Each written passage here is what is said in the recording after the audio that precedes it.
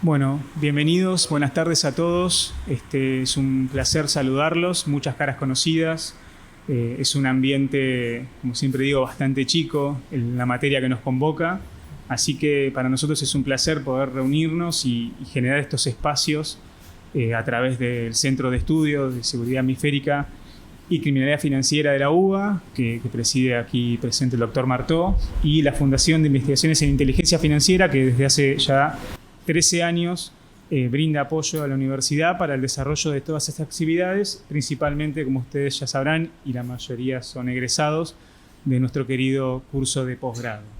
Así que en el día de hoy nos convoca esta actividad que surgió, la verdad, hace no muchos días, con la idea de abrir estos espacios con un enfoque más práctico, ¿sí? No tan conceptual. Creo que ya todos los que aquí estamos y los que nos escuchan en sus trabajos, sus hogares, tienen suficiente teoría luego de 20 años de sistema. Entonces la idea es siempre tratar de aportar un enfoque y una mirada más práctica a temas del día a día y que son de carácter obligatorio, obviamente, para los sujetos obligados ante los distintos reguladores. Así que dicho esto, les agradecemos y le agradecemos enormemente al doctor Santiago González Rodríguez, vicepresidente de la Unidad de Información Financiera, quien se hizo un espacio en su agenda para poder participar unos minutos, pero también al organismo en sí mismo por todo el apoyo que nos ha brindado para desarrollar esta actividad y contar además con distintos funcionarios del mismo y también al Banco Central de la República Argentina, a la Comisión Nacional de Valores, la Superintendencia de Seguro de la Nación y, como dije, la UIF. La verdad que es un lujo poder contar con funcionarios de mucha experiencia en una misma mesa y compartiendo este espacio. Así que, sin más, le voy a ceder la palabra al señor vicepresidente de la UIF para que pueda darnos unas palabras de apertura y luego ya comenzaremos con la actividad del día. Muchas gracias. Buenas tardes, bienvenidos. En primer lugar, quiero agradecer a la Fundación, a la Facultad de Derecho, a todos ustedes que vinieron comprometidamente a participar de esta capacitación que es realmente importante. Primero porque ustedes representan la primera trinchera frente a la problemática del lavado de activos. Con lo cual, el sistema no podría funcionar sin que ustedes vayan aportando y detectando cada una de aquellas situaciones que puedan implicar un riesgo de lavado de activos, con lo cual realmente les agradezco ese compromiso puntual que empieza a ir de cara a una transformación para buscar el justo equilibrio que permita la fluidez del comercio con aquellas reglamentaciones que vienen del exterior, ¿no? Justamente para tener controlado el riesgo de lavado de activos y financiamiento del terrorismo. Aprovecho la oportunidad para agradecer también a todos esos sectores que participaron de las mesas de trabajo, que siguen en contacto con la Unidad de Información Financiera, porque también nos permiten poder optimizar y aumentar la eficacia y la eficiencia de todos los controles que nosotros proponemos ejercer, tanto a los restos de los organismos de Contralor como a los propios sujetos obligados. Dejo las puertas abiertas siempre para las comunicaciones de estos universos de sujetos obligados para poder seguir construyendo y fortificando el sistema de prevención del lavado de activos. Muchísimas gracias.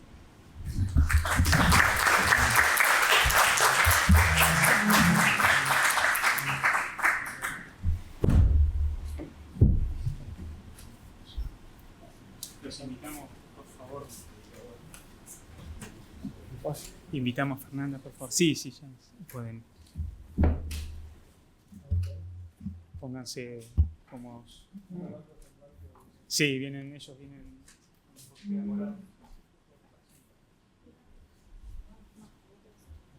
hay ningún problema. Sí. Sí.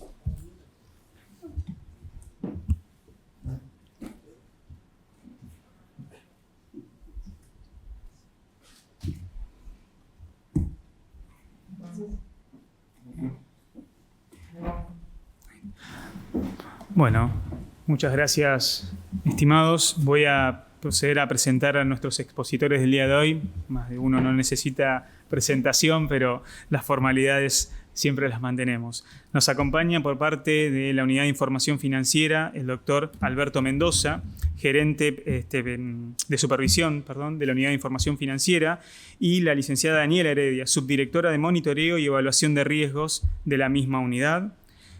Por parte de la Comisión Nacional de Valores, el doctor Jorge Carratú, subgerente de supervisión de la gerencia de PLAF de la CNB, y la doctora Yequina López Morales, inspectora de esta gerencia también, quien lo acompaña.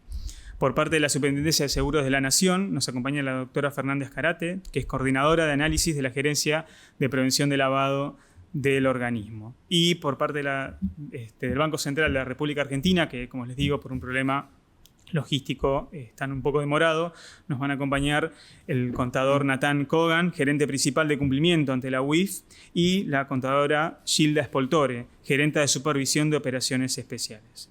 Para dar comienzo a este bloque, donde vamos a escuchar algunos minutos a cada uno de los funcionarios que nos acompañan, va a comenzar hablando el doctor Alberto Mendoza, quien va a brindar un contexto del tema que nos convoca particularmente, que es el proceso de autoevaluación de riesgos de prevención de lavado de activos, financiación del terrorismo y financiamiento de la proliferación.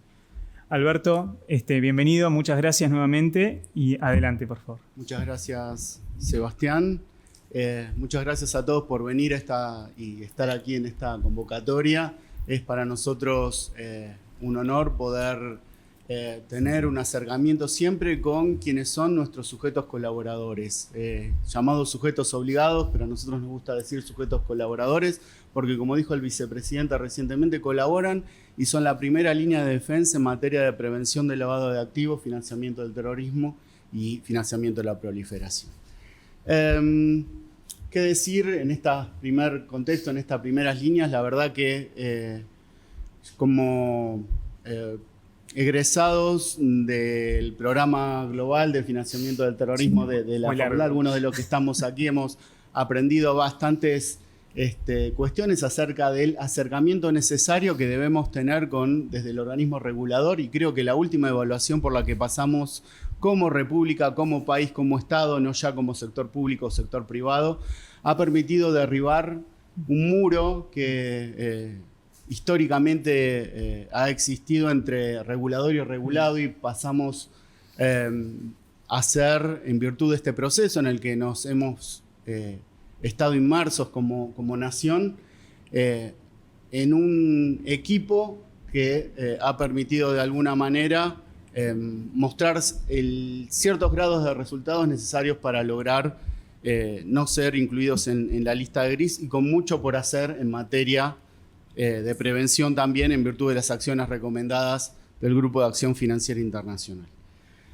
Dicho esto, nos encontramos hoy inmersos en todo lo que es la autoevaluación de riesgo. Hay que tener en cuenta que en febrero del 2025 el GAFI modificó la recomendación número 1, que dispuso algunas modificaciones en materia de inclusión financiera.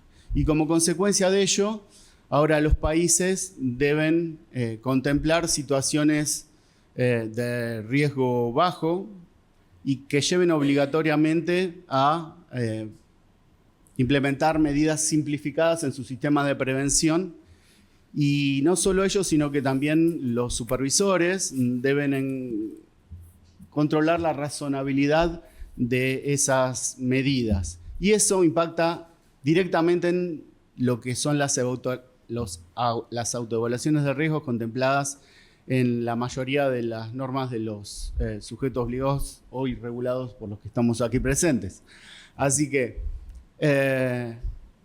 necesariamente aquí lo que tenemos es una modificación del estándar que debemos contemplar sí o sí en las autoevaluaciones de riesgos con miras al próximo año entrante. Y en esta retroalimentación necesaria que tenemos que brindar al sector y que contribuya al mejoramiento del sistema general de prevención, debemos remarcar ante todo con relación a las autoevaluaciones presentadas en el año pasado que se ha producido una mejora importante, significativa, y a consecuencia de eso, la mayoría de las autoevaluaciones que hemos recibido y que hemos revisado evidencian esas mejoras en comparación con el año 2023. No obstante, a lo largo de la exposición van a ver que los que aquí estamos presentes van a señalar oportunidades de mejora en materias de cuestiones referentes a deficiencias que presentaban algunas autoevaluaciones de riesgo con miras a su subsanación en el periodo 2025 para ser presentadas en el 2026. Esa es la idea también de esta reunión, esa es la idea de que nosotros hoy ustedes hoy estén aquí escuchándonos, esa es la idea también de contribuir permanentemente a la mejora. Todos sabemos y podemos citar las disposiciones de los artículos 2, 3, 4, 5, 6, 7 de casi todas las resoluciones que contemplan cómo tiene que ser una autoevaluación de riesgos, pero no es el motivo principal por el cual hoy estamos aquí convocados. Esto no es una charla en materia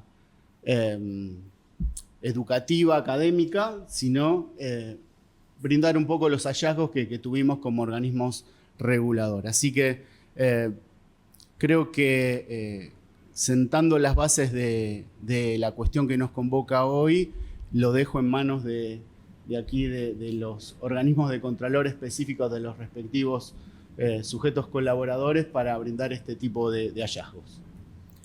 Muchas gracias, Alberto.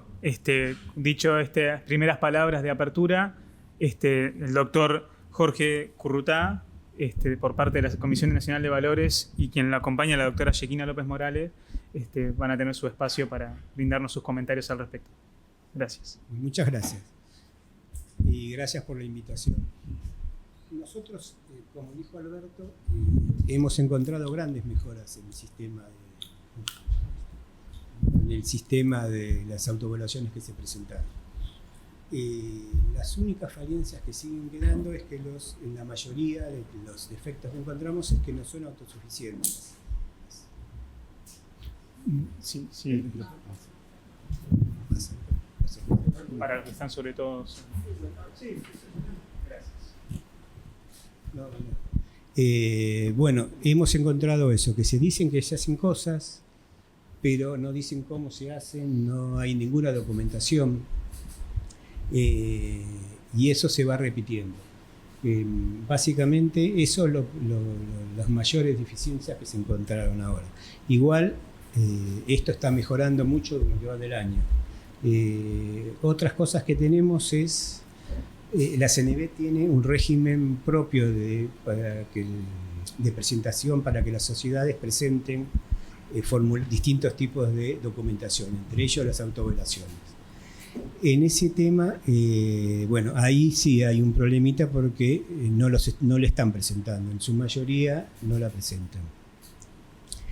Y bueno, y nosotros estamos buscando eso, y después también no se nota cómo las mitigaciones cómo se hacen. Dicen que como que aparecen frases descolgadas, no se puede llegar a saber cómo se hacen las cosas. Eso es mucho menos que los años anteriores, pero bueno, hay bastantes dificultades en ese tipo de cositas. Y después, básicamente es eso. Básicamente eso, no se sabe, a veces no se puede probar cómo se llegan a las cosas. Dice, yo hice esto, yo hice lo otro, mitigo de tal forma, me da un resultado así, y cuando se quiere investigar no hay nada atrás, no está fundamentado. Se pide la información, aunque en general no pedimos nada, salvo que no la haya presentado la CNV, porque ya queda en la UIF pedir o no pedir y sancionar en ese tipo de cosas. Nosotros lo único que hacemos es, en el marco de una inspección, verificar la documentación que presentan, así digamos que la inspección es más fácil, nos enfocamos en los puntos que ya detectamos alguna falencia. Ese fue el sentido de hacer es el aplicativo, que bueno, hay que reconocer que mucho no funciona en esa parte. Después acá Yequina va ya más específico a contar cómo fueron las... Perdón, Jorge, en relación con lo que mencionabas, si ustedes leen el último informe de retroalimentación de la UIF en el sector de mercado de capitales, refleja precisamente eso y como uno de los requisitos necesarios que contengan las autoevaluaciones de riesgos, que sean autosuficientes y ser fundadas. En consecuencia, si bien no se presentó en la gran mayoría de las autoevaluaciones de riesgos, sí en algunas, y es lo que estamos aquí tratando de mencionar, para que no se lleven una idea errónea de que son la gran mayoría o que esto es algo sistemático, sino que resaltamos aquellas falencias para que no se repitan, obviamente. Sí.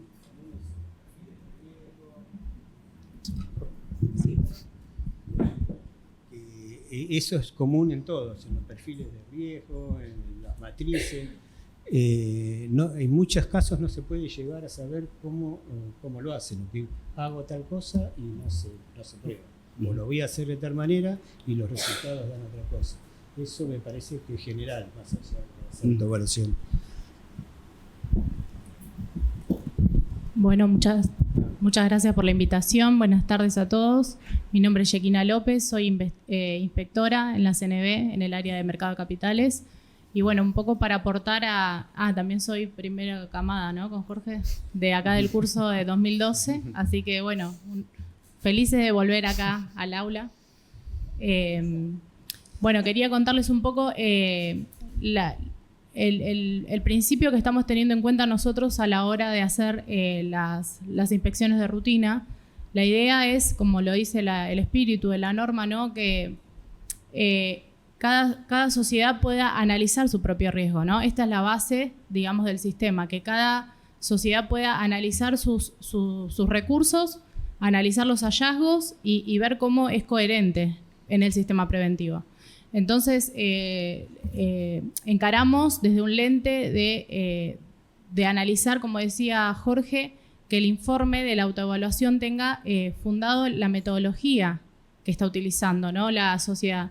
Quizás la discrecionalidad, en algún punto, entre comillas, podemos decir de que cada sociedad analice su propio riesgo, también hizo de que muchas veces no sea coherente, ¿no? O sea, no es lo mismo para un agente entender que conoce su riesgo y que conoce su clientela, conoce sus empleados, a poder fundarlo y a poder hacer un sistema donde eso esté fundamentado. No sé si me explico, pero lo que nosotros buscamos es, para que tengan una idea, a la hora de ir en la inspección, es el sistema que tiene la sociedad. Y sobre ese sistema y sobre donde la sociedad pone el lente es donde nosotros empezamos a profundizar.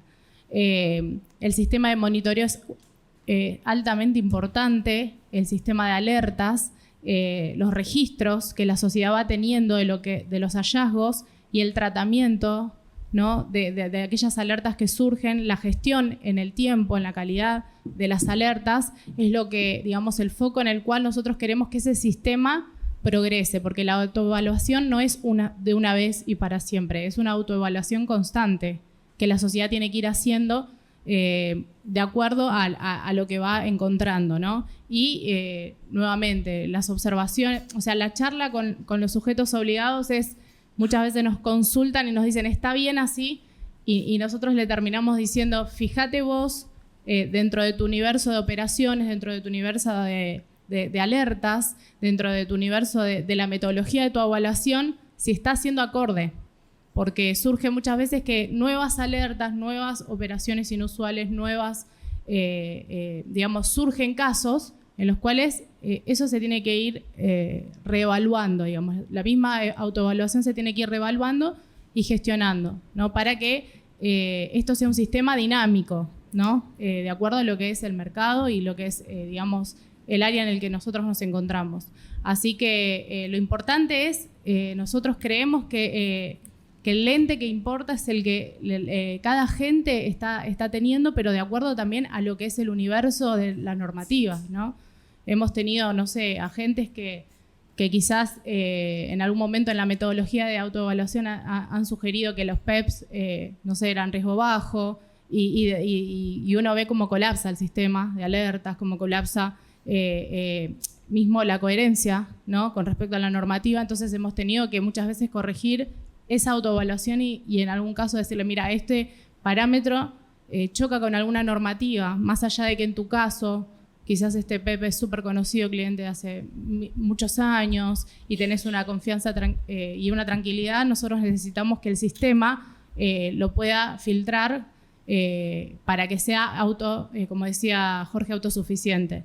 Y bueno, en esa es un crecimiento. O sea, yo estoy en la sugerencia hace 14 años con las diferentes normativas que hemos tenido y siempre es un ida y vuelta, ¿no? O sea, los agentes nos consultan, nosotros les volvemos, es una tarea de aprendizaje continua. Así que bueno, cuenten con nosotros en este momento para despachar alguna duda, alguna pregunta en el momento que corresponda, pero es como decía Jorge, se tiene que ser más autosuficiente y más específico. Nos encontramos muchas autoevaluaciones que son muy generales y necesitamos que sean más a lo específico, que sea la carta de presentación de cada agente para poder asimismo ser coherente con lo que es un sistema de monitoreo, con lo que es el registro de alertas, la gestión de las alertas, para que sea, digamos, un sistema eficiente. Así que bueno, eso por el momento. Muchas gracias, Shekinah. Continuamos entonces. Fernanda Azcarate, por parte de la Superintendencia de Seguro. Te cedo la palabra, Fernanda. Gracias.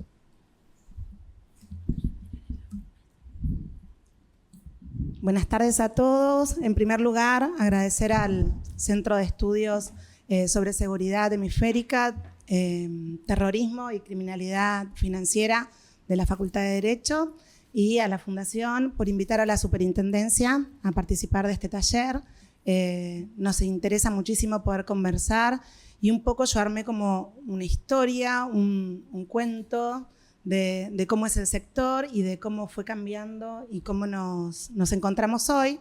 Tengo un machete para no olvidarme de contarles nada, pero bueno, las entidades aseguradoras y reaseguradoras comenzaron a presentar las autoevaluaciones de riesgo cuando se dicta la resolución 28 del 2018.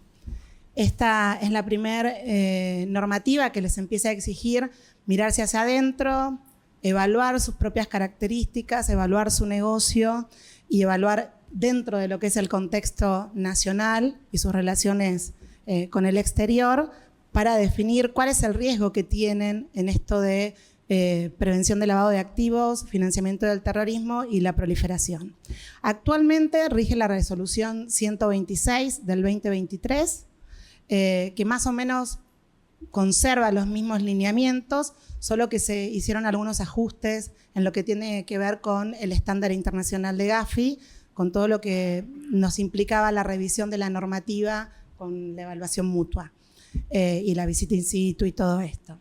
Es decir que durante más o menos 7 años las entidades aseguradoras vienen haciendo este ejercicio y eso nos ha ido brindando mucha información, tanto a la UIF como a nosotros, la superintendencia.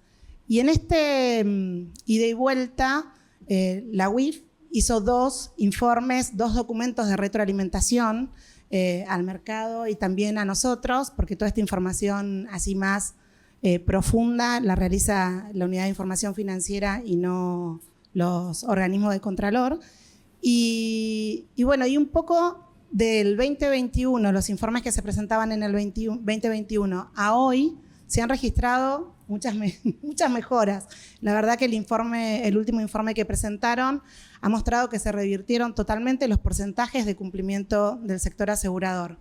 En el 2021 había niveles de cumplimiento muy bajos, un 20%, más o menos en casi todos los conceptos y aspectos que evalúa la Unidad de Información Financiera y que exige la normativa que se cumplan, y ahora estamos más rondando un cumplimiento casi del 70%. Esto para nosotros es muy importante, pero aparte creemos que ese 68-70% de cumplimiento también tiene que ver con que el sector asegurador no es un sector homogéneo, sino más bien tiene distintos tipos de estructuras, distintos tipos de negocio, distintos tipos de recursos y presupuestos que manejan para dedicar al tema de la prevención del lavado de activos. Por contarle algunos ejemplos, en lo que es la presentación de tolerancia al riesgo, se pasó de un 26% de cumplimiento en 2021 a un 79% ahora. O sea, son datos que la verdad que un poco nos sorprendieron con alegría desde el área de análisis, que es la que estoy yo. La gente de supervisión estaba un poco más empapada de cómo iban mejorando los informes de autoevaluación en el sector. En lo que es la comparación de un informe de un año anterior al actual, también se registraron porcentajes muy importantes, pasó del 20 al 47. En cuanto al aporte de datos estadísticos, que es un poco esto que dice Jorge, poder respaldar lo que uno dice, ¿por qué pondero de esta manera? ¿Por qué uso este factor? ¿Por qué? Y poder decir, bueno, estoy tomando tal informe que habla de organizaciones criminales, que dice que tales zonas son las más riesgosas, estoy tomando cuáles son los domicilios de mis clientes, estoy tomando cuál es el presupuesto que manejo para la prevención. O sea, hay un montón de datos y de información que puede ser externa o interna que produce la compañía que ahora las están presentando y las están acompañando en los informes. Creció desde un 56 a un 68. Estamos ahí, todos 68 nos tocó esta vez. Y bueno, y también en lo que es la evaluación por línea de negocio, que era algo que desde la superintendencia veníamos diciendo, bueno, evalúen el riesgo inherente y evalúen el riesgo residual por línea de negocio, y también hubo un gran crecimiento. Pasaron del 16 y del 10% en cumplimiento al 63%. Es realmente algo que nos pone muy, muy, muy contentos. Después, un poco también lo que decía Alberto, en lo atinente a lo que es tener una metodología de análisis diferente para evaluar el riesgo de financiamiento del terrorismo. Por lo que vi, es algo en que estamos un poco flojos, pero también vi que casi todos los sujetos obligados de los otros sectores también, salvo por ahí tarjetas de crédito, que creo que por ahí tienen un poco más de expertise por el negocio, por el riesgo que tiene ya el negocio en el financiamiento del terrorismo. Por ahí lo vienen trabajando desde antes, y por ahí a lo que es las compañías aseguradoras le hablas de financiamiento del terrorismo, y por ahí estamos más en los cotejos contra las listas de Naciones Unidas, contra el REPET, y bueno, es algo que también en la evaluación mutua los evaluadores le plantearon al sector, cuando fueron las compañías, cuando el sector privado fue, le plantearon un poco de que hay que profundizar un poco el análisis, ya ir más a operaciones y no solo quedarse en el tema de los cotejos de terroristas. Bueno, y en general, el informe de WIF marca que tenemos este número, 68, jueguenle hoy a la quiniela, es el cumplimiento, subimos un montón y bueno, y eso nos pone muy contentos. Creemos que tiene que ver con estas oportunidades que le da la UIF de contarle y de volcarle a los sectores qué es lo que están haciendo, qué es lo que les falta hacer, y también darle recomendaciones, porque el informe tiene recomendaciones de buenas prácticas.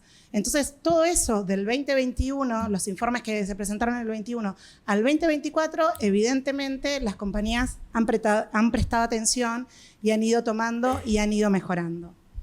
Bueno, un poco para que se vayan con un pantallazo de otros aspectos, la Superintendencia de Seguros en estos 7 años también viene trabajando con el sector y bueno, ha tenido algunas acciones en las que intervinimos o participamos que de alguna manera tocan el tema de la autoevaluación de riesgo, porque se genera un insumo, porque se modifica una regulación. Por ejemplo, la Superintendencia participó en la Mesa 3 del sector financiero de lo que fue la Evaluación Nacional de Riesgos.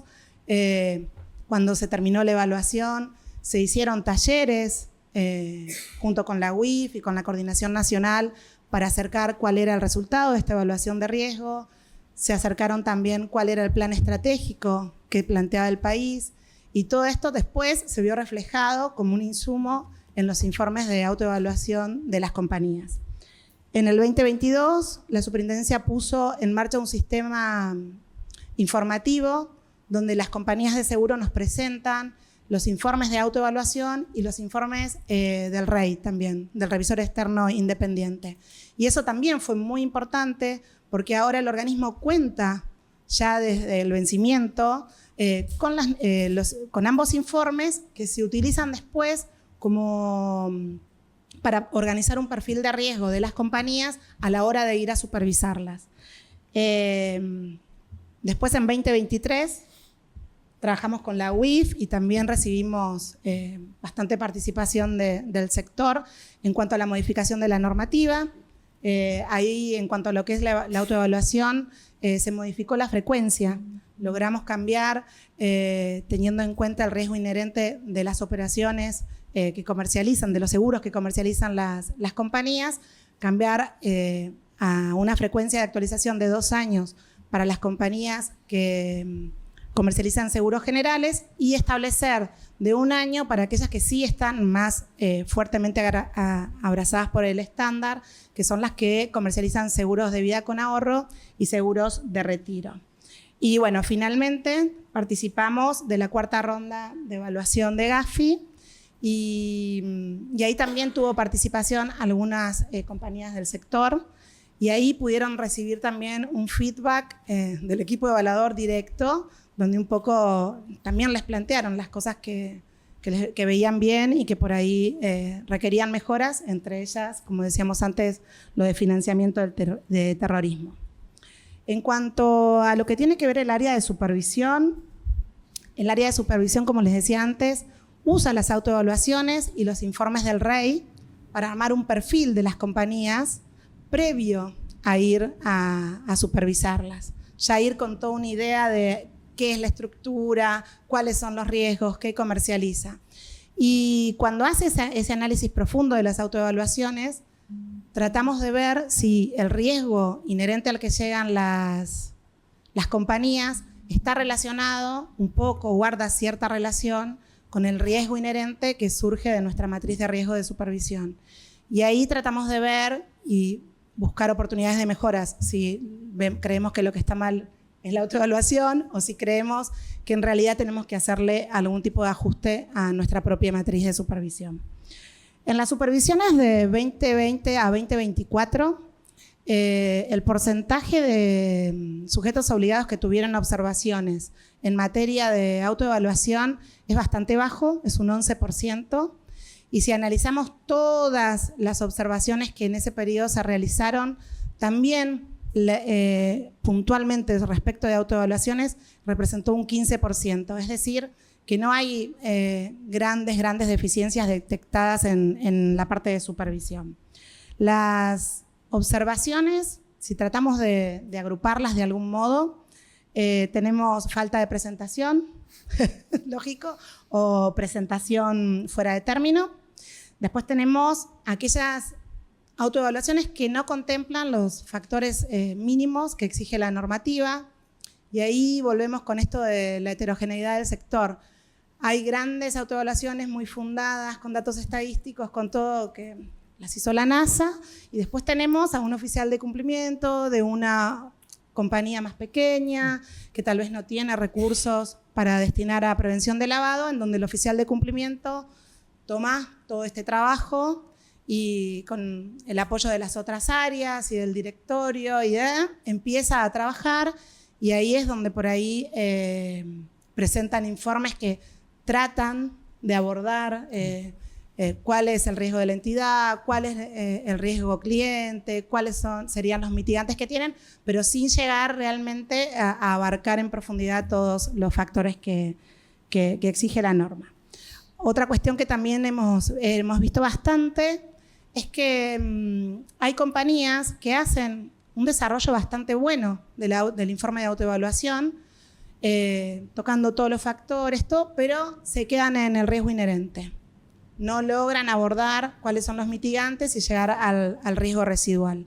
Es algo que desde supervisión se marca bastante a las compañías.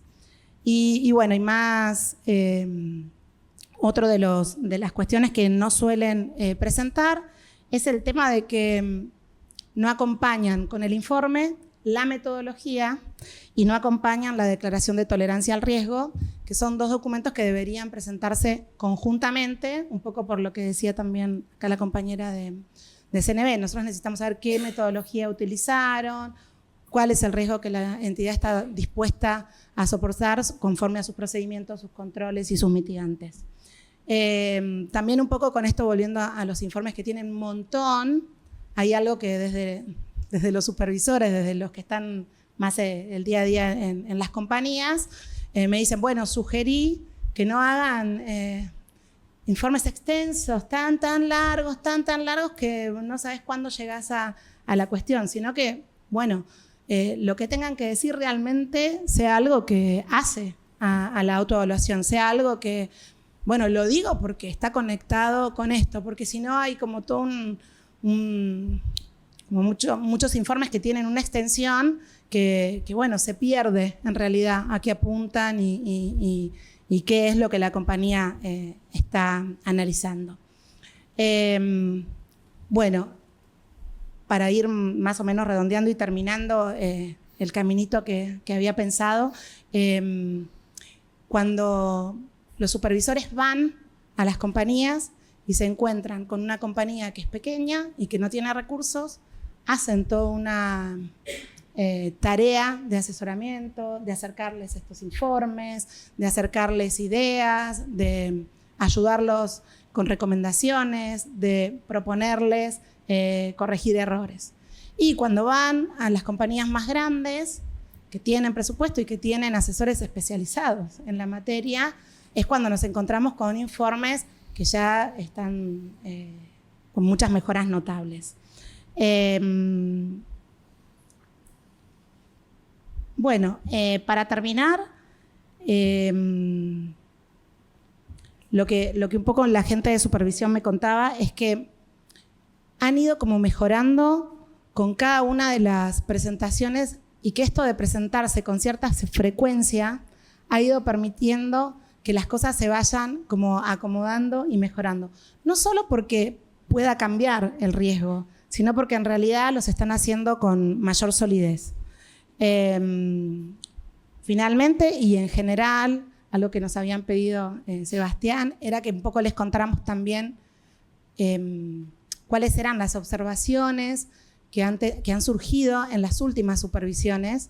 Y ahí también creemos que hay cierta conexión entre lo que es las mejoras en las autoevaluaciones y la madurez que va ganando el sistema de prevención.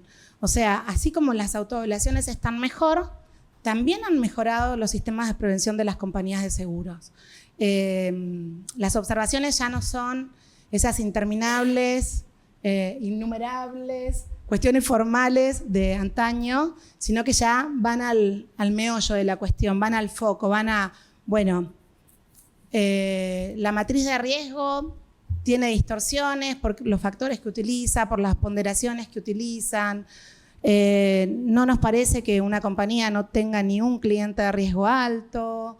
Pensemos si en realidad si pasa esto, si hay algo que no está funcionando, si no conviene segmentar la cartera, el tema del monitoreo. Bueno, estas alertas son eficientes, las podemos automatizar. Si no son eficientes, ¿por qué? ¿Están enfocadas realmente a las características de la compañía? ¿La compañía está realmente mirando cuál es su cartera de clientes? Bueno, es como que todo esto está tendiendo a ya que sea mucho más eficiente el sistema de prevención. Bueno, esto es el pantallazo, en líneas generales lo que les puedo contar del estado de situación hoy. Sí les puedo decir que desde Superintendencia seguimos trabajando, estamos trabajando con la coordinación, con WIF y con los otros OCEs en todo lo que tiene que ver con las recomendaciones y las acciones que recomendó el GAFI. Estamos trabajando en la actualización también de la Evaluación Nacional de Riesgo y estamos trabajando en un documento académico que nos gustaría trabajar en conjunto en una etapa posterior con el área de análisis de la UIF sobre los reportes de operaciones sospechosas que vienen realizando el sector para también poder devolver y brindar un documento más académico, obviamente que cuidando la confidencialidad y todo, pero que les permita a las entidades aseguradoras un poco pensar qué es lo que las otras compañías están detectando, qué es lo que se está reportando y poder tener una idea de cuáles son las alertas que por ahí pueden ser más eficientes según cada uno a lo que se dedica, de acuerdo un poco también a lo que se viene reportando a la UIF. Bueno, muchas gracias. Muchas gracias, Fernanda.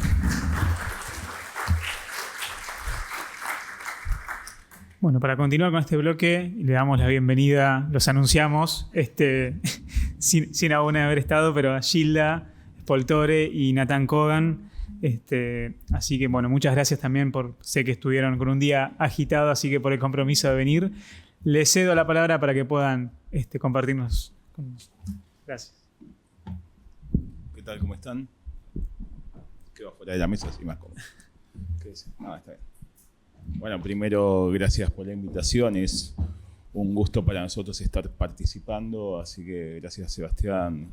Gracias al doctor Martó por la invitación. Me parece que desde el banco siempre fomentamos, por más que a veces la agenda esté complicada, el esfuerzo de participar, porque entendemos que este diálogo público-privado es lo más constructivo que podemos generar, ¿sí? Es la mejor forma de mejorar.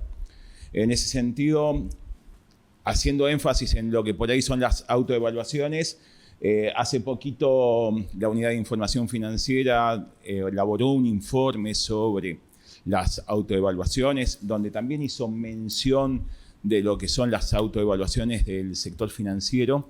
A diferencia, nosotros estamos por encima del 68%, lo cierto es que en general todas las entidades financieras cumplen y en tiempo con la autoevaluación. Aprovecho para avisar que este año aún las PCP no tienen que informar la autoevaluación al Banco Central, eso recién va a ser en el 2026.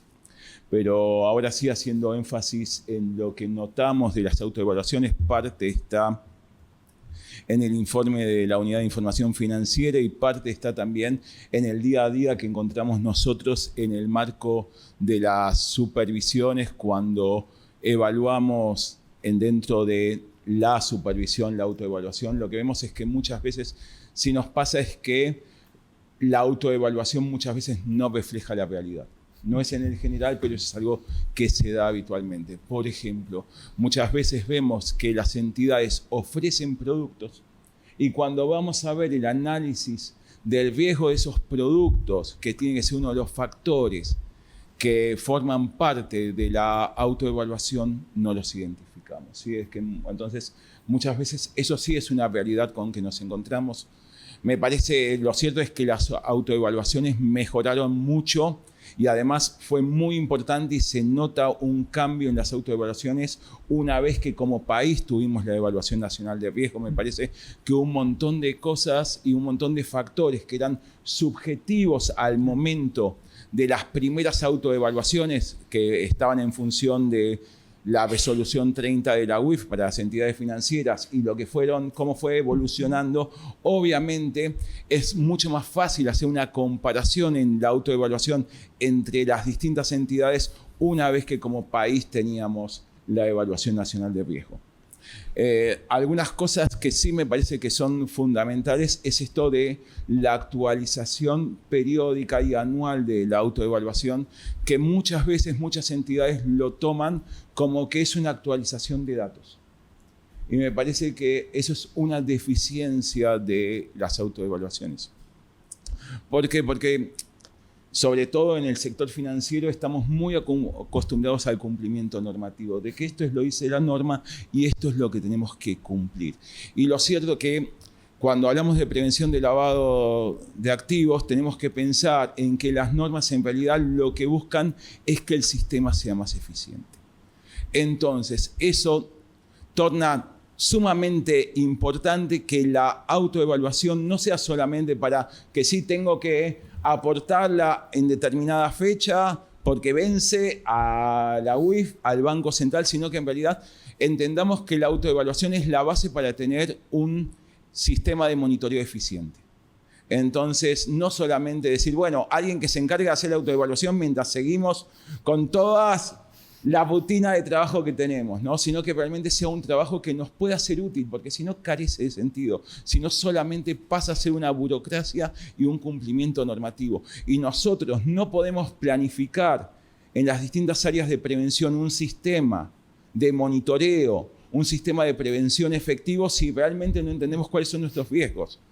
Sí, entonces es importante que no sea solamente una actualización de datos, sino que realmente entendamos que es uno de los pilares para nuestro sistema de monitoreo y prevención. Entonces, que cuando hagamos el análisis de cuáles son, por ejemplo, nuestros canales, cuáles son nuestros productos y demás, que en realidad lo que estamos evaluando sean nuestros canales y nuestros productos, que no sea solamente un cumplimiento de este factor dentro de la autoevaluación. Otra cosa que sí vemos, y obviamente es algo que es complejo y tenemos que justamente, por eso digo que es importante estos eventos de diálogo público-privado, porque lo que ayuda es que muchas veces en los mitigantes vemos mucha subjetividad, ¿no? Y cada vez tenemos que apuntar a que los mitigantes tengan un respaldo técnico y que se puedan ver en la realidad. Entonces me parece que eso también es algo que tenemos que trabajar juntos, ¿sí? Y otra cosa que también me parece que es importante, y no para lo que fue la autoevaluación que terminó ahora, sino me parece que es una discusión que tenemos que dar para la autoevaluación que va a analizar todo el periodo 2025, es que hay muchas realidades que están cambiando y por ende los riesgos son diferentes. Por ejemplo, tuvimos un cambio por parte de WIF de la resolución PEP. Eso entendemos que no se vea reflejado por una cuestión de tiempos en la autoevaluación del periodo 2024, pero sí entendemos que la modificación de la resolución PEP se tiene que ver reflejada en la autoevaluación del próximo año. Obviamente los riesgos que tenemos como entidades financieras y las entidades cambiarias no es lo mismo lo que eran pre-cepo, durante el cepo, que hoy que no hay cepo. Entonces, esas son cosas que tenemos que tener en cuenta porque generan distorsiones en el sistema de monitoreo y es importante que obviamente no la tuvimos tal vez en cuenta para el cierre ahora del 2024, pero sí las vamos a tener que tener en cuenta para lo que va a ser el análisis del 2025 y la autoevaluación de riesgo que va a cerrar en el 2026 y en caso de que tengamos la nueva evaluación nacional de riesgo, también obviamente va a ser un factor determinante para las próximas evaluaciones. Lo dejo a Gilda. Bueno, muchas gracias por la invitación. Hace mucho que no venía acá porque veníamos a dar las clases presenciales. Bueno, yo voy a hablar desde el punto de vista de supervisión. Nosotros la autoevaluación, tal como dijo acá mi compañera, y el informe del RAI son dos inputs importantes justamente antes de ir a una inspección a una entidad financiera. Nosotros obviamente convengamos que nosotros venimos haciendo inspecciones hace varios años, bueno, no voy a decir tanto porque si no hace bastantes años. Eso hace, como dijo Nata, que las entidades financieras han mejorado muchísimo, incluso en la evaluación que tuvimos del GAFI, una de las preguntas que el evaluador dijo específicamente a nosotros, nos preguntó cómo veíamos las autoevaluaciones de las entidades financieras y dijimos que sí, que habían mejorado. Así que, bueno, entonces una de las cuestiones que vemos es eso, leemos los riesgos que ellos evalúan, vemos los productos, hacemos un análisis, pero después, como bien dijo acá Nata, nosotros vemos los mitigantes y vemos que esos mitigantes y esos riesgos que ellos evaluaron sí se dan en la realidad. Es verdad que ha ido evolucionando, pero todavía nos encontramos casos en que por ahí, doy un ejemplo, no sé, es una entidad que opera con el Estado, es una entidad financiera del Estado o maneja fondos del Estado, entonces uno ve que ahí es un riesgo importante y uno ve la autoevaluación y por ahí no está ni nombrado este tema. Entonces, bueno, hay una deficiencia. O por ahí sí está nombrado y pone como mitigante un procedimiento que hace para verificar la aplicación de esos fondos. Y por ahí cuando analizamos ese procedimiento, vemos que ese procedimiento tiene deficiencias muy importantes. Entonces, si en la autoevaluación el mitigante era el procedimiento y del riesgo alto bajo a medio, y nosotros verificamos que ese procedimiento no está bien hecho, eso evidentemente se lo decimos a la entidad. O sea, nosotros después de todas las observaciones que hacemos, de todo lo que nosotros vemos, donde está el procedimiento de la matriz de riesgo, el monitoreo, el onboarding que se puede hacer de los clientes. Después de todo eso, vemos cómo está la evaluación y uno de los puntos de observación en la nota de observaciones preliminares le hacemos a la entidad que estos aspectos que nosotros no estuvimos levantando o los tienen que corregir o tendrán que tenerlo en cuenta para la próxima evaluación de riesgo. No sé si hay algo más. Muchísimas gracias, Gilda y Natán.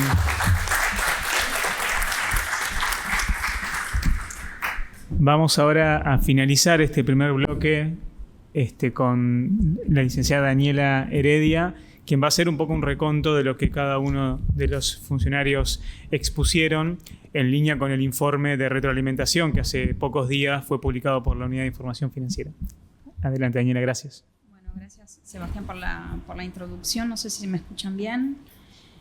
Bueno, trajimos una presentación también para compartir, para graficar Javier, un poco todo lo que se estuvo exponiendo. No sé si también la tienen. Sí, ya la... Bueno, mientras las van poniendo, Daniela, ¿te parece mencionar un poco que para los que están familiarizados, no es lo mismo el universo que yo tengo a mi derecha que el universo que tengo a mi izquierda en términos de cantidad y cualidad de los sujetos obligados? Aquí tenemos un universo más acotado en todo lo que es superintendencia y Banco Central. En cambio, con CNB y hay otro organismo regulador que falta, que es el INAES, tenemos un amplio universo de sujetos obligados que también se refleja en las diferentes autoevaluaciones de riesgo. Me pone muy contento conforme se fueron mencionando las observaciones, que desde la UIF vimos lo mismo que están mencionando ahora, obviamente, los OCE, porque trabajamos en conjunto y por eso también, lo va a explicar ahora Daniela, son las observaciones que llegamos a ver. Sí, Gracias. como comentaron, primero, bueno, agradecer la invitación y también mencionar que también me recibí en la primera edición de este posgrado. No se da cuenta lo viejo que está cuando se pone a pensar. Pero bueno, nosotros ya este fue el tercer informe que publicamos sobre retroalimentación de la calidad de los informes técnicos de autoevaluación de riesgos. Es algo que nosotros pensábamos que era necesario hacer y publicar para que tengan acceso todos los sujetos obligados. Como mencionó Alberto, nosotros abarcamos un universo heterogéneo de sujetos obligados que va desde sujetos obligados que tienen una trayectoria en cumplimiento, como es el sector de entidades financieras, otros que se fueron incorporando en los últimos años. De hecho, este año tenemos las primeras autoevaluaciones de lo que son remesadoras de fondos y proveedores de servicios de activos virtuales y algunas mutuales y cooperativas que también entraban en este 2025 para hacer las presentaciones. Así que esto es el análisis que hicimos respecto de las presentaciones 2024 y seguramente en los próximos meses ya podamos publicar lo que hace a las presentaciones 2025 y ahí vamos a ver precisamente esto lo nuevo, ¿no? ¿Qué están haciendo los proveedores de servicios de activos virtuales? ¿Qué están haciendo las mutuales, las remesadoras? Que van a hacer precisamente sus primeras presentaciones. Y en estas 3 ediciones que venimos haciendo de retroalimentación, lo que nuestro objetivo era, partiendo desde altos estándares que se dan en términos generales en entidades financieras, poder compartirlo con todos los sujetos obligados para ver que aquellos que se estaban incorporando comiencen a mejorar, comiencen a tener estándares similares en cuanto a calidad y me parece que eso se vio reflejado en las últimas presentaciones y que nosotros expusimos en este informe. Así que bueno, para comenzar con la presentación, bueno, primero esta es información respecto del 2024, lo que recibimos hasta el 31 de diciembre del 2024, que fueron aproximadamente, no lo veo ahí, pero fueron unas 850... 859 informes técnicos. Nosotros esperamos que este año haya un incremento de aproximadamente el 50%, teniendo en cuenta que se incorporaron mutuales, cooperativas, remesadoras y PCABs, así que todavía no tenemos el número definitivo porque todavía hay gente que está enviando y ahora vamos a ver que hay mucha presentación extemporánea. Así que más o menos nosotros proyectamos que será un 50% más aproximadamente de lo que recibimos este año. Ahí tienen las estadísticas por sector, cómo los recibimos. Tengan en cuenta que algunos sectores tienen presentaciones bienales, así que de un año a otro pueden cambiar. Eso no quiere decir de que haya un mayor o menor cumplimiento, sino que... no sé qué pasó ahí. Sino que precisamente hay que tener en cuenta los ciclos que tiene cada una de las entidades al momento de su presentación. Bueno, obviamente nosotros, la autoevaluación para nosotros es un insumo fundamental, tanto como supervisores, y para las entidades también lo que decía Alberto es el puntapié inicial para que la entidad pueda comenzar a evaluar sus propios sistemas preventivos en función de los riesgos que haya evaluado. Nosotros en este marco lo que sí detectamos, si bien hay una amplia mejoría en las presentaciones, tengan en cuenta que estos son análisis que se hacen extra situ, o sea, en el escritorio. Luego el inspector, al momento de presentarse, como bien decía la gente de la CNB y la superintendencia y el Banco Central, al momento de la supervisión pueden identificarse que lo que estuvo evaluando cada una de las entidades no necesariamente se va a condecir con la realidad, y eso el inspector se lo va a observar, así que es importante que tengan en cuenta esto. Y en lo que hace ya entrando a las presentaciones que se hace a la UIF, lo que nosotros detectamos es que en algunos casos no se envía la metodología. Claramente hay una metodología, porque si hay un informe, una metodología hubo. Es necesario que al momento de hacer la presentación haya un control de lo que se está enviando, ¿no? Parece algo tan sencillo y uno pensaría, bueno, es algo tan obvio, pero nos ha pasado de recibir como informes de autoevaluación el informe del revisor. O sea, hay cuestiones que requieren de un cierto nivel de control al momento de hacer una presentación a los organismos reguladores. Es fundamental verificar que se está enviando la documentación precisa y la documentación completa, porque si bien puede haber una metodología, en algunos casos hemos detectado que no está siendo enviada. En otras cuestiones también lo que se verifica es que si bien nos mandan la metodología es insuficiente porque no logra evaluar todos los riesgos que se están exponiendo luego en su informe o a los que enfrenta el sujeto obligado. Por ejemplo, ahí mencionamos que hay una disparidad en las evaluaciones que se tienen respecto de la actividad principal y la secundaria, cuando la secundaria también es la de un sujeto obligado, ¿no?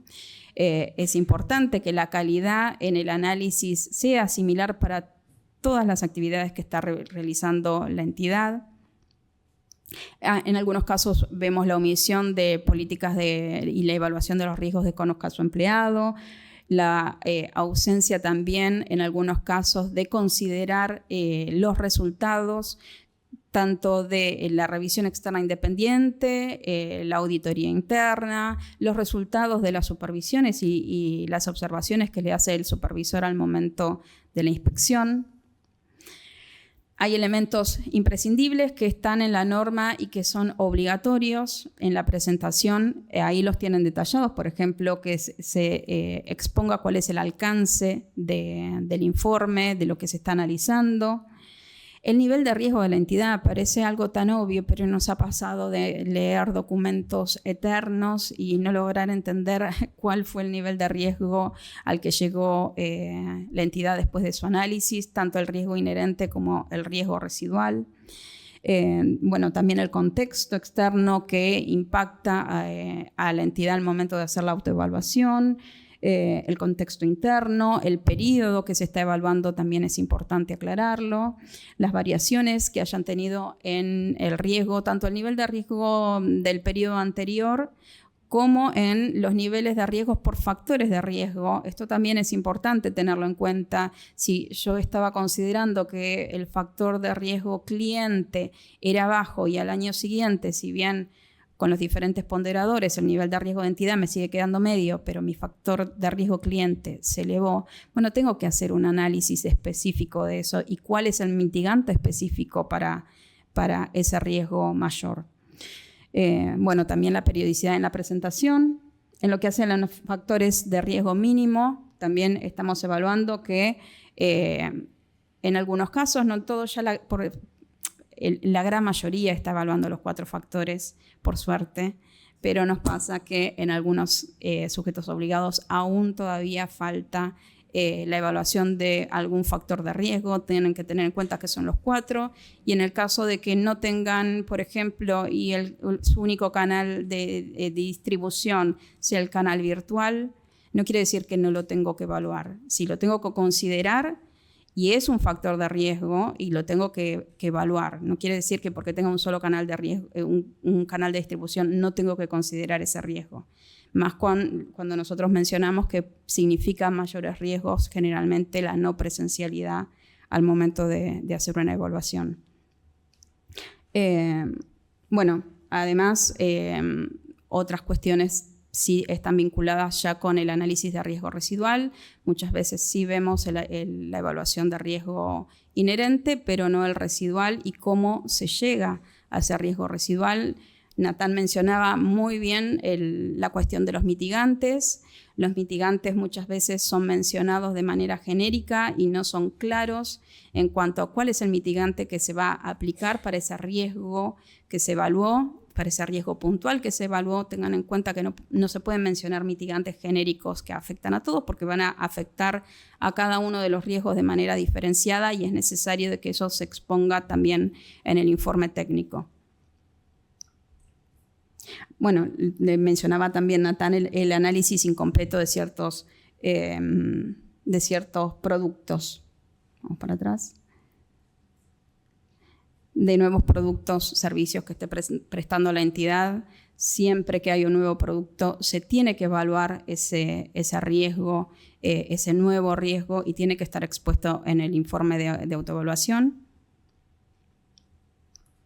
La falta de especificidad de la descripción de controles, volviendo al tema mitigantes, creo que es una de las principales falencias que todavía se vienen presentando, es que los mitigantes que se plantean no son específicos y muchas veces cuando se evalúa la efectividad del mitigante para llegar al riesgo residual, es necesario que se explique cómo se evaluó la efectividad de este mitigante. Si digo que mi mitigante va a ser a realizar la política A, bueno, ¿cómo evalúo que esa política que se está implementando fue efectiva? Porque, como bien mencionaban recién, al momento de la inspección detectan de que sí, se menciona que como mitigante se va a realizar un control específico, pero después ese control es ineficiente. Por lo tanto, en el informe es necesario que se ponga cómo se está evaluando la efectividad de ese mitigante. La ausencia de datos estadísticos, que es algo que se incorporó también en las últimas modificaciones normativas, que incorporaron algunos de estas mejores prácticas que venimos compartiendo con los sujetos obligados de hace 3 años aproximadamente. Venimos compartiéndolo y lo que sí notamos es que algunas mejores prácticas que nosotros las brindamos en la retroalimentación eran necesarias ser incorporadas en la normativa y, por ejemplo, la ausencia de datos estadísticos es una de ellas. Y recordar que el informe técnico, para ser autosuficiente, tiene que estar solventado en información, ¿sí? Y la información tiene que ser clara y tiene que coincidir con lo que después el supervisor va a ir y va a verificar en la inspección. Muchas veces muchas veces nos encontramos con los resultados finales de esos datos estadísticos y al final no sabemos de dónde salieron, simplemente se presentan las conclusiones, con lo cual hay una falta de autosuficiencia, entonces eso genera una deficiencia en la presentación del informe. Sí, así es, Alberto. Y bueno, reforzando esta cuestión, bueno, lo que pusimos, sí, una minoría de informes no incluye un análisis para evaluar la efectividad precisamente de estos controles mitigantes que son necesarios para poder después solventar cómo es que llegamos a decir que el riesgo de la entidad, el riesgo residual, es medio bajo, ¿no? Cómo evaluamos para hacer ese cálculo y llegar a esa conclusión. Y una vez que tenemos los mitigantes y evaluados los riesgos, es necesario tener este plan de acción, este plan de mitigación que tiene que ser también considerado y expuesto en las diferentes políticas y procedimientos que después desarrolla la entidad en la cotidiana del cumplimiento y de la prevención del lavado. Y bueno, ya ahora para hacer un compendio de cómo lo vimos por sector, como mencionaron, cada uno de los sectores tuvo un nivel de cumplimiento diferente. Hay algunos que, bueno, ya venían bien y continuaron mejorando, otros que, bueno, de a poquito fueron mejorando en cuanto a cumplimiento. Lo que nosotros detectamos, bueno, es en el sector de entidades financieras, este análisis de la totalidad de productos y servicios que no estaba contemplado en algunos casos. Bueno, la evaluación de riesgo de financiamiento también en algunos casos no cuentan con una metodología específica. Tengan en cuenta que esto es una mejor práctica que nosotros venimos brindando y tratando de que las entidades puedan entender que si bien pasa, muchas entidades hacen el análisis de riesgo integral, de prevención y financiamiento de una sola manera, es necesario también de que puedan ustedes comenzar a entender los riesgos específicos del financiamiento, que como decían de la super, no es solamente el cruce contra listas, es verificar otras cuestiones, verificar países de mayor riesgo, verificar a dónde se dirigen los fondos, no tanto el origen, sino el destino de los fondos. Eso es importante también tener en consideración al momento de evaluar los riesgos de financiamiento. Bueno, no solamente el cruce del REPET, también los congelamientos que emite la UIF, las guías que emite el GAFI, el GAFILAT, también son necesarios que sean contemplados en estos informes. Nuestras evaluaciones nacionales de financiamiento del terrorismo, la actualización que se va a producir también en relación a la evaluación nacional de riesgo de lavado de activos, en la cual estamos trabajando todos los representantes que estamos aquí, también va a impactar necesariamente en esas autoevaluaciones. Ya la primera autoevaluación de riesgo fue la piedra fundamental sobre la cual compararse y de alguna manera brindar una medida a todo el sujeto, a todo el universo de sujetos colaboradores. Entonces, bueno, todo ello está también contemplado en la normativa, ¿no? Las evaluaciones sectoriales que se están abordando. Próximamente vamos a también abordar a evaluaciones sectoriales, la tenemos que realizar por estándar internacional, de proveedores de servicios de activos virtuales, de abogados. Se está desarrollando, actualmente estamos en curso, una evaluación sectorial de contadores. Todos esos insumos indudablemente deberían impactar en las autoevaluaciones del riesgo por ser los informes tutores sobre los cuales determinar el riesgo de cada entidad. Así es, sí, y en cuanto al sector mercado, vemos también esta deficiencia en cuanto a no considerar o evaluar una metodología diferenciada para lo que hace el financiamiento. Y en el sector seguros, bueno, también hay los cumplimientos de los plazos, se identificaron incumplimientos en las presentaciones en cuanto a los plazos. Eso es algo que la verdad es que hay que ajustarlo, no hay que esperar a que algún organismo les esté mandando la notificación de que se vence el plazo, tiene que presentarlo. Eso está en la norma, hay que cumplirlo. La utilización de metodologías diferenciadas, bueno, como le decíamos, la consideración de incorporar la información que bien decía Alberto de las evaluaciones nacionales de riesgo, sectoriales de riesgo que ahora van a salir también. La inclusión de datos estadísticos, la comparación, que también esto es una mejor práctica, la comparación respecto del informe técnico anterior.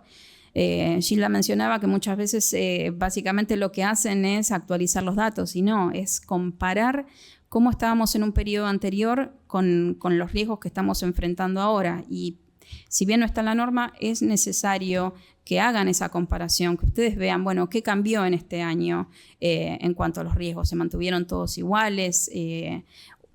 Claramente, lo que decía Natán, hubo riesgos que quizás se van mitigando cuando, no sé, por ejemplo, para las entidades cambiarias, ciertas cuestiones en lo que hace a salir de un cepo, ¿no? Ya no estarían esas clases de riesgos, o lo mismo, no sé, si se habilitase que algún tipo de entidad comience a operar con activos virtuales, ¿qué riesgos van a evaluar en ese sentido? O sea, los riesgos están cambiando en los últimos años, en los últimos par de años, creo que es donde más se está notando esta dinámica, y que no hace solamente a la normativa, porque la norma va cambiando, obviamente, y eso obviamente impacta. Natán les contaba de la 35, les impacta, por ejemplo, también la 56 con la modificación en los plazos de presentación de ROS, porque muy probablemente eso le haya impactado a sus sistemas de monitoreo, a la cantidad de alertas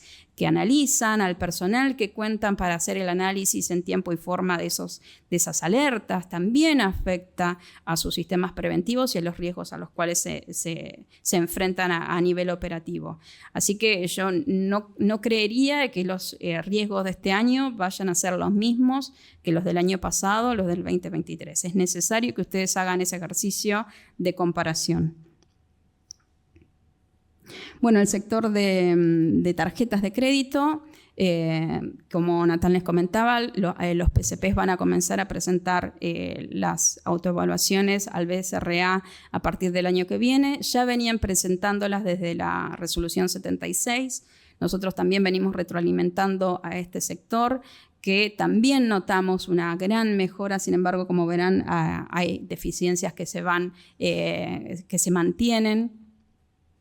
En cuanto a los PCPs, bueno, también nuevamente los riesgos van evolucionando en los últimos años, y ahora con la incorporación también de los que son los proveedores no financieros de crédito, los proveedores de servicio de pago que ofrecen cuenta de pago, los de cobranza extrabancaria también se van a incorporar el año que viene, y van a ser nuevos jugadores que ahora comienzan a ser sujetos obligados y que muy probablemente son clientes de las entidades en las que ustedes trabajan, y entonces eso también implica un riesgo a ser evaluado en estos nuevos sectores que se incorporan, como así también los sectores que dejaron de ser sujetos obligados, como los despachantes de aduana, como las concesionarias, que muy probablemente eran clientes de los sujetos obligados que estaban haciendo las autoevaluaciones, y eso obviamente les va a impactar también en los riesgos del cliente. Así que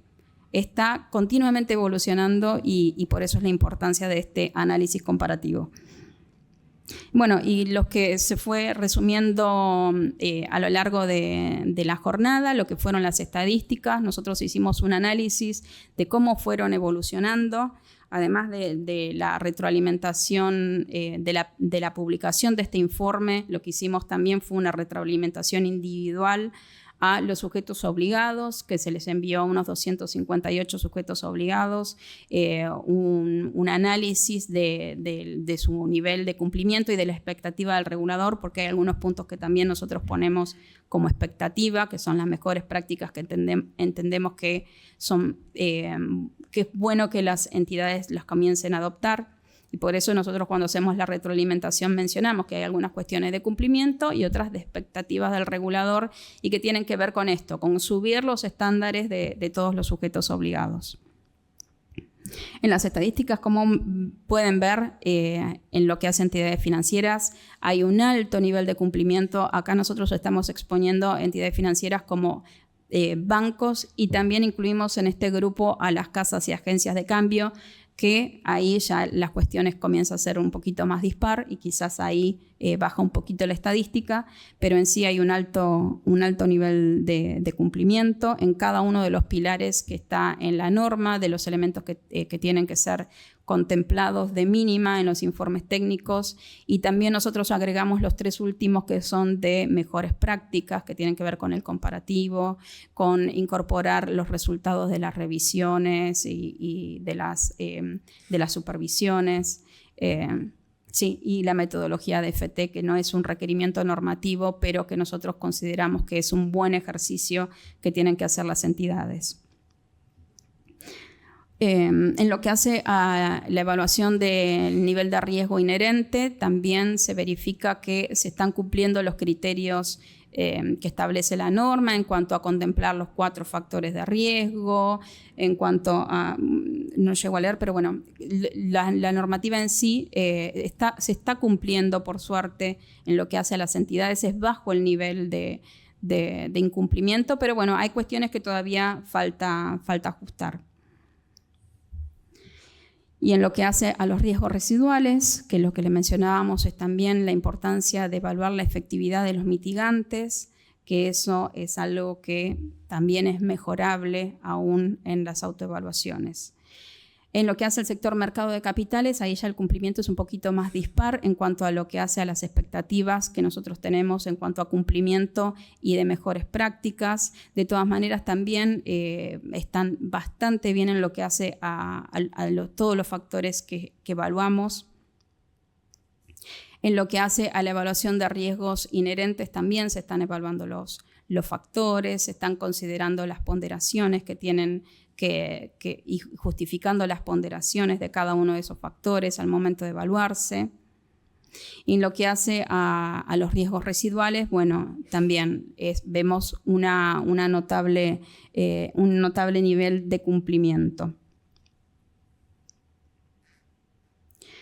Para el sector seguros, bueno, ya les comentó acá la compañera de la superintendencia, que bueno, que sí hay un cumplimiento que rondaba ahí el 68% en cuanto a los elementos de mínima que tiene que tener el informe técnico. Recordemos que tiene que tener, bueno, la metodología, la información de la presentación del informe, los datos estadísticos, el nivel de tolerancia. Todos esos elementos nosotros los estamos evaluando.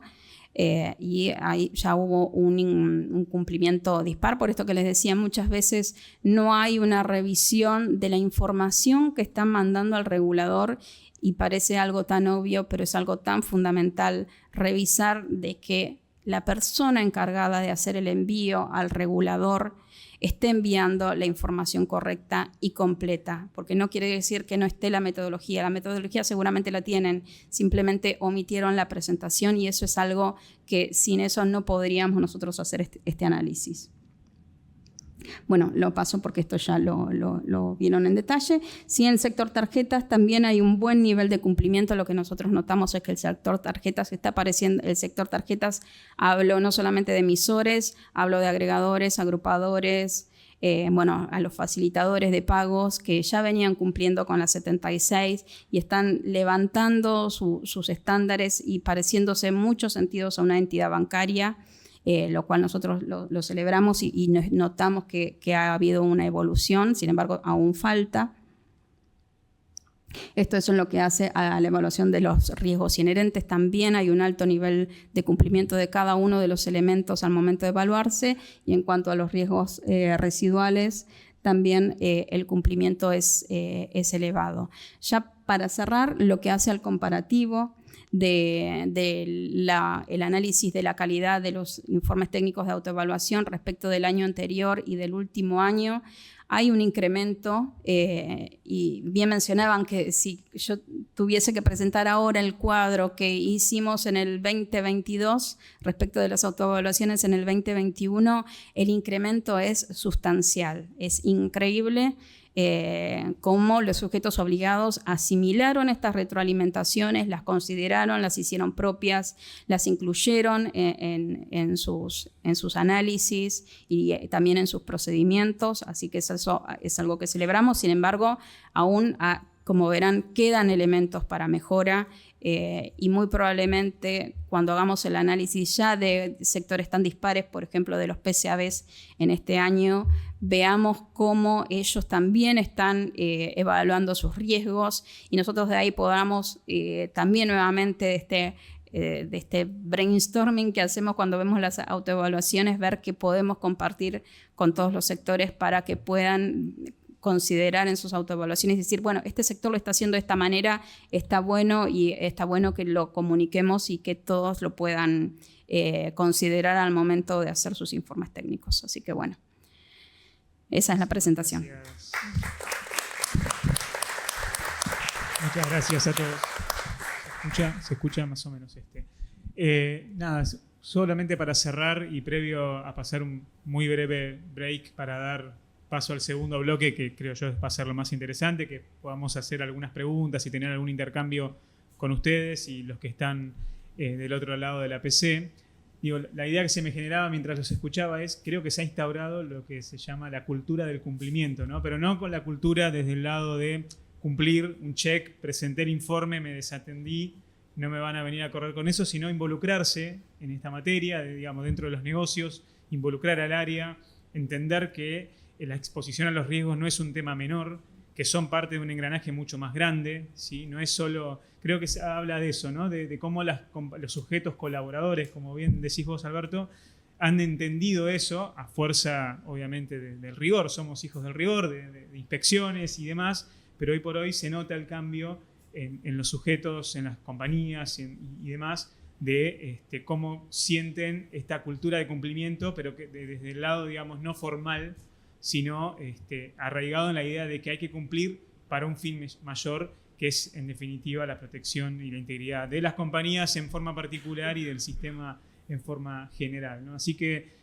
muchísimas gracias, muy interesante escucharlos. Hacemos un break de 10 minutos no más para que puedan ir al baño, tomar un café y retomamos para el segundo bloque, que es un poco más corto, para tener un intercambio con ustedes, así que vayan pensando aquellas cuestiones que quieran consultar a los colegas que hoy nos acompañan. Muchas gracias.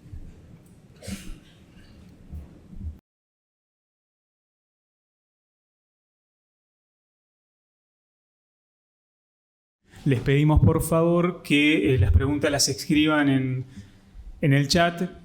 Por una cuestión lógica entiendan que no vamos a poder leer eventualmente todas las preguntas, iremos seleccionando algunas, lo mismo que los aquí presentes, así que si les parece, nosotros teníamos con Nicolás Vergara, pensamos 2 preguntas como para romper el hielo y luego abrir el juego con ustedes y con los que están en sus casas o en donde estén conectados. Nico, ¿querés arrancar vos con tu pregunta? Bueno, gracias a todos por venir, tanto los asistentes presenciales como virtuales. Bueno, mi pregunta venía más orientada a las fuentes, ¿no? A las fuentes que utilizan el sector privado para realizar estas autoevaluaciones de riesgos. Una de las principales fuentes es la Evaluación Nacional de Riesgos de los países. La primera evaluación de riesgo fue en 2019 de financiación del terrorismo, después en el 2022 tuvimos la primera de lavado de activos y la actualización de financiación del terrorismo.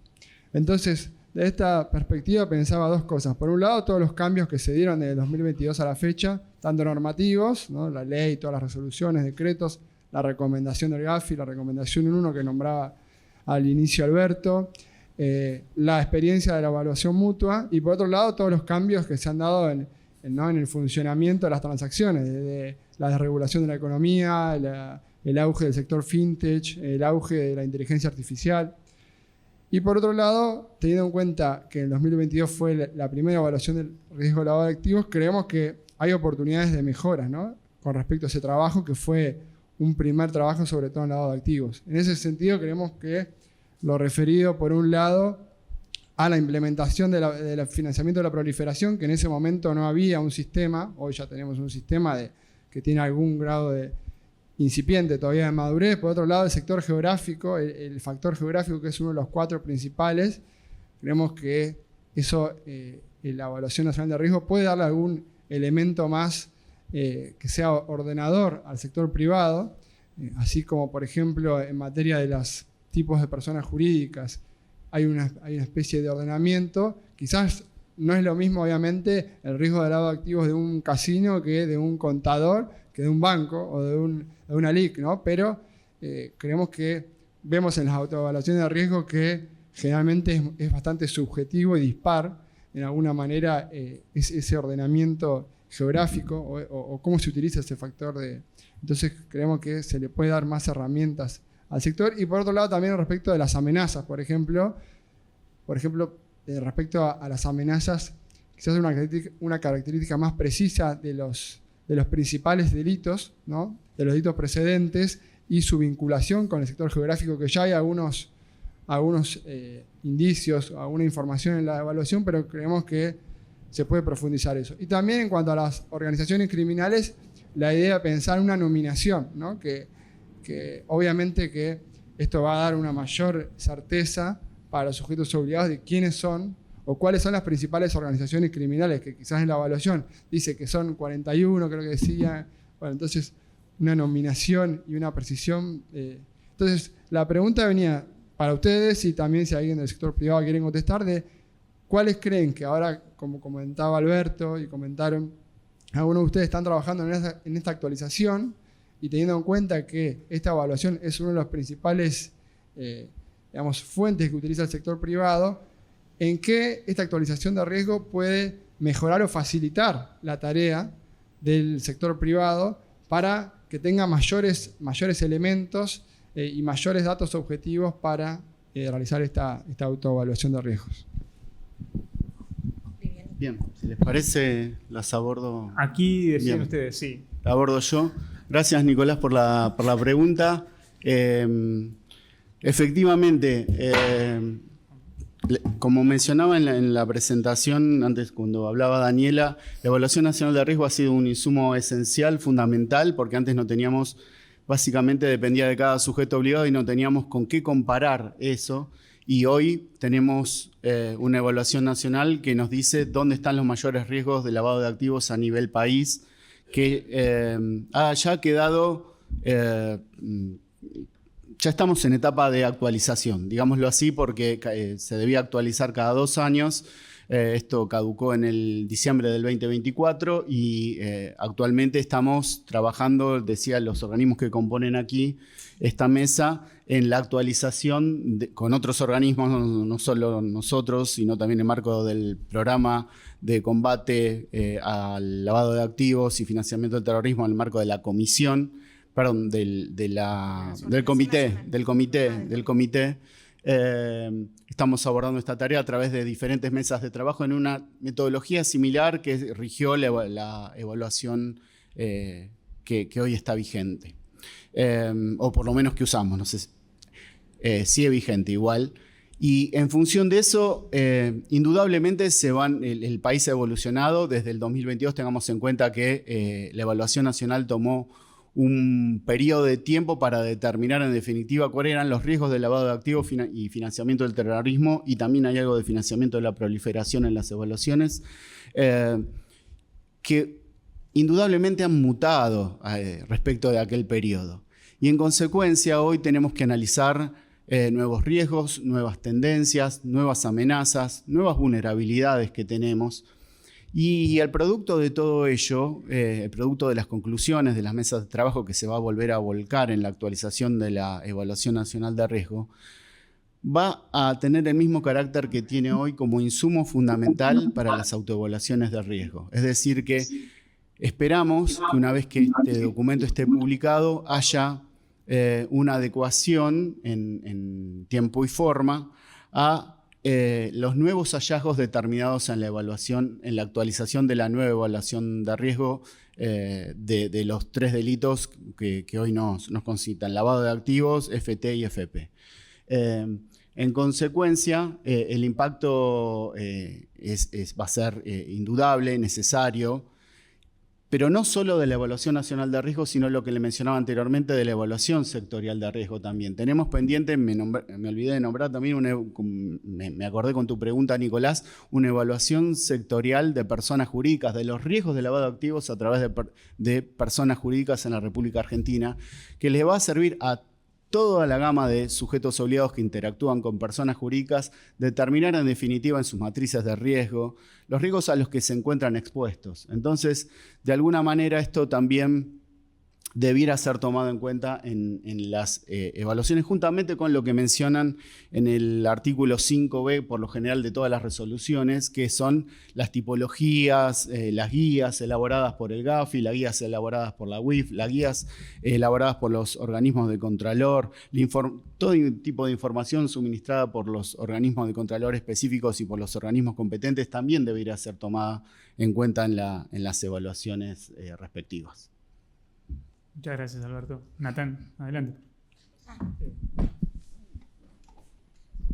Me parece que, por ejemplo, a modo de ejemplo, ¿no? Un tema importante para entender lo que es el periodo de la evaluación nacional con el periodo actual, tenemos que entender que el periodo que se analizó en la evaluación nacional es un periodo prepandemia. Claro. Doy un ejemplo. Lo que conocemos hoy como PCP o billeteras virtuales prácticamente no existían. Cuando ustedes ven los riesgos que menciona la evaluación nacional, habla de la inclusión financiera y el uso de efectivo.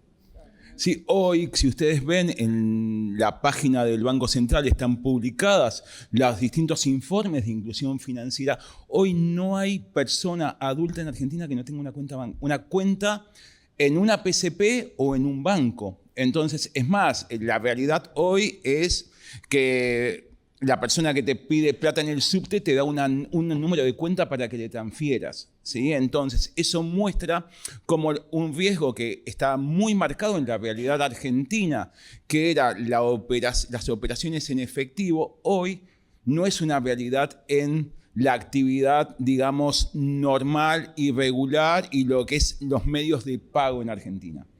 Otro ejemplo que por ahí los colegas de la CNB lo pueden explicar mucho mejor, cómo crecieron hoy, por ejemplo, las cuentas, el crecimiento de las cuentas comitentes por el uso de los fondos comunes de inversión, money market para las inversiones o para la compra de dólar MEP. Lo cierto es que cuando uno analiza, y nos pasó en la visita in situ de la evaluación de GAFI, cuando estábamos evaluando la realidad que mostraba la Evaluación Nacional de Riesgo, que era la realidad de ese momento, ¿sí? En el momento de corte de la evaluación, era muy diferente, por más que habían pasado tal vez muy pocos años, a la realidad con la cual nos encontrábamos nosotros al momento de la evaluación. Y lo cierto es que estamos en un sistema y en una economía donde los cambios son sumamente dinámicos, por eso es muy importante y es cierto, como decía Alberto, que estamos trabajando en el comité y junto con la Coordinación Nacional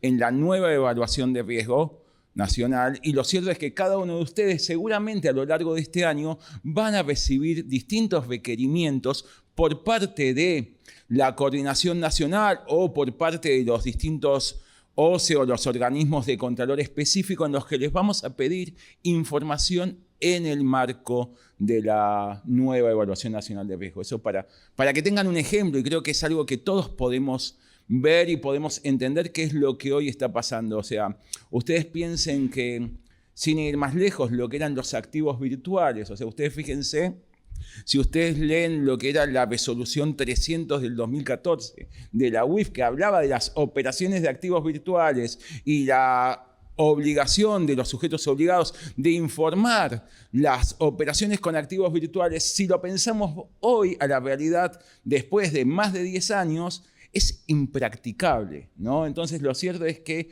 tenemos hoy una dinámica de la economía y el mundo y la tecnología que va avanzando a pasos agigantados, y es una responsabilidad de nosotros como organismos de Contralor trabajar junto con ustedes para entender esos riesgos y entender la realidad que hoy estamos viviendo, ¿no? Que muta mucho más rápido que nuestros análisis y que nuestras normas.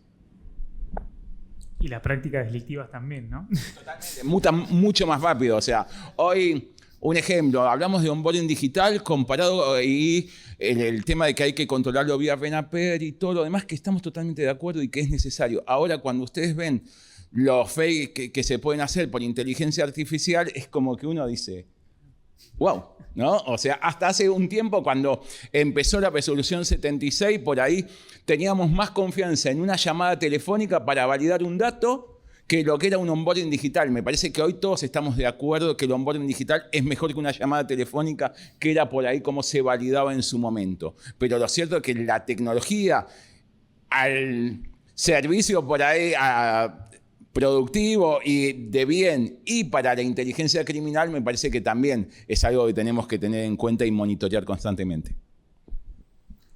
Muchas gracias, Natán. ¿Alguno más quiere hacer un comentario? Si no, pasamos a otra pregunta. Sí, y abonando a lo que venían comentando, también una posibilidad de mejora en cuanto a la evaluación nacional de riesgos. Obviamente, en el marco de la evaluación del GAFI se nos hicieron observaciones respecto de la evaluación nacional, de profundizar ciertas temáticas, ciertas amenazas más que del lado de la vulnerabilidad, y eso obviamente va a ser contemplado. Muchas gracias. Bueno, yo voy con mi pregunta ahora, que tienen todo el derecho de decirme, no, Sebastián, estás loco, pero bueno, yo soy optimista. La escribí porque me pareció más ordenada, pero digo, desde un aspecto objetivo, existen o pueden existir tantos modelos de metodologías e informes de autoevaluación como sujetos obligados existan o estén registrados actualmente. Esto genera cierta complejidad, desde mi humildísimo punto de vista, tanto de los reguladores para estandarizar análisis y generar inputs o retroalimentaciones, y mucho más para los sujetos obligados para saber si lo que están haciendo está bien, por decirlo de alguna manera, o no, o es incompleto o no. Tengo la suerte, no sé si la suerte, pero de trabajar con buena parte de los sectores en mi trabajo a diario, y veo esto, ¿no? La divergencia entre un banco y una fintech y un escribano y una LIC. Entonces digo, tal vez es una idea medio utópica, pero ¿por qué no se podría pensar desde los reguladores, desde la administración, más allá de lo valioso que son los informes de retroalimentación y que no hay duda al respecto, de ofrecer una plataforma básica, al menos incluso por sector, no obviamente generalizada, de lo que debería ser una metodología y un informe de autoevaluación, de manera que sea, si se quiere, una brújula incipiente para los sujetos obligados de cuál es la expectativa del regulador, que por ahí sería incluso mucho más productiva que el sujeto obligado que espera, ¿no?, la retroalimentación y te dice tenés que fundamentar mejor la metodología o todas estas cuestiones que hoy estuvieron compartiendo con nosotros. Tal vez es inviable y tengan los motivos o las razones de por qué, pero bueno, es un poco una pregunta que a diario me suelo hacer al respecto. ¿Querés hablar vos o la Bueno, sí, no, es una cuestión que siempre nos plantean, ¿no? Si hay modelos, ¿no? Si hay un modelo, claro. Un modelo por sector. No, obviamente nosotros no emitimos modelos ni para manuales, ni para revisiones, ni para autoevaluaciones. Por eso entendemos que es necesaria la retroalimentación.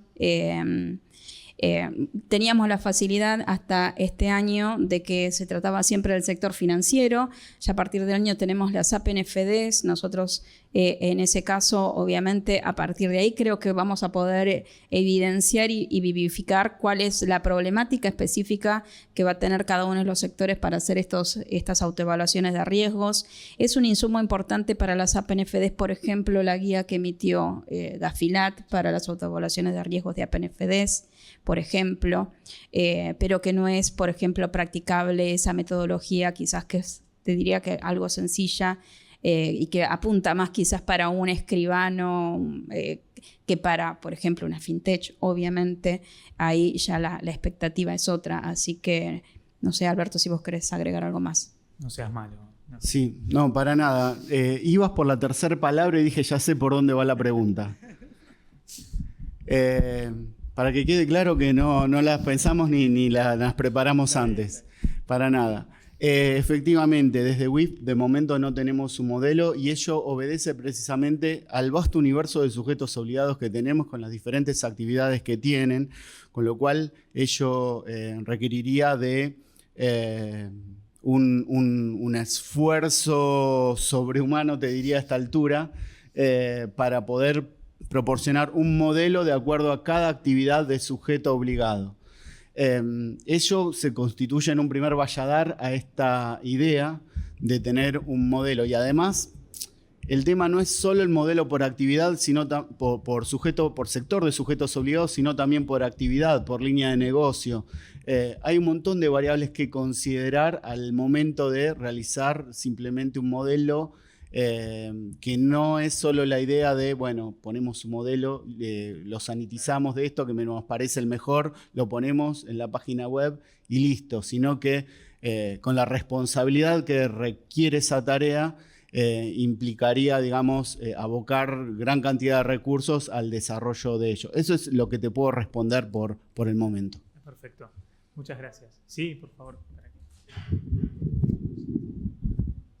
Bueno, como para dar algún aporte en el sector de mercado de capitales, yo creo le tengo mucha fe al producto artesanal de cada sujeto obligado. Aquí es también donde se valoriza el conocimiento profesional, digamos, y todos los que están aquí, esa optimización de los recursos y el conocimiento que tiene la gente que verdaderamente conoce el sector. Y la normativa misma te va dando un lineamiento, ¿no? Aportando un poco a lo que hablaban recién de la época prepandémica y pospandémica.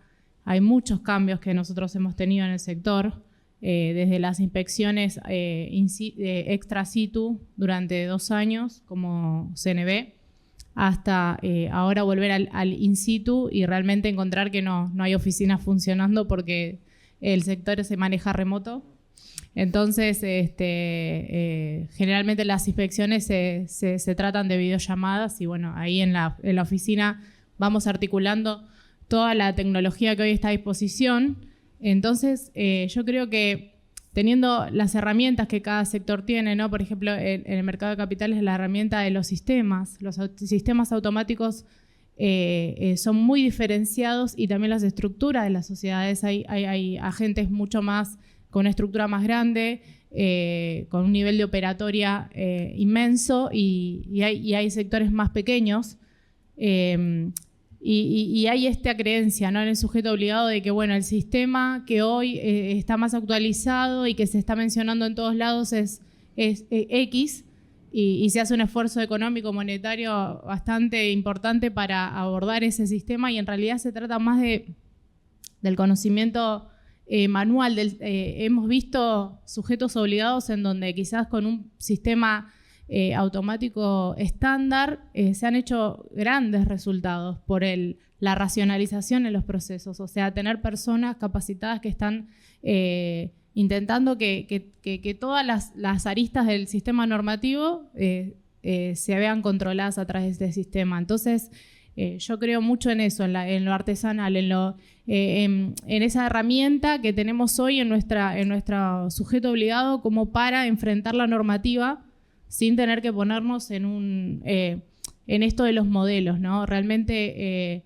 es como decían algunos de los chicos, hoy en una época donde el tiempo es corto, donde uno tiene que leer, todo es automático digitalizado, esos informes, esos manuales de 200 hojas no ayudan a que uno pueda hacer dinámico todo este conocimiento, ¿no? Tenemos que realmente racionalizarlo. O sea, yo creo en eso, ¿no?, de racionalizar, que es un consejo, quizás a alguno le pueda servir, donde no hace falta poner todas las primeras etapas de lo que es la prevención del lavado de activos, cuáles fueron las etapas históricas, ¿no? Porque a veces uno cree que rellenando ese informe, rellenando esa metodología con conocimiento general, quizás uno lo hace más completo, y en realidad lo que uno necesita es el conocimiento de lo que yo tengo que hoy controlar, ¿no?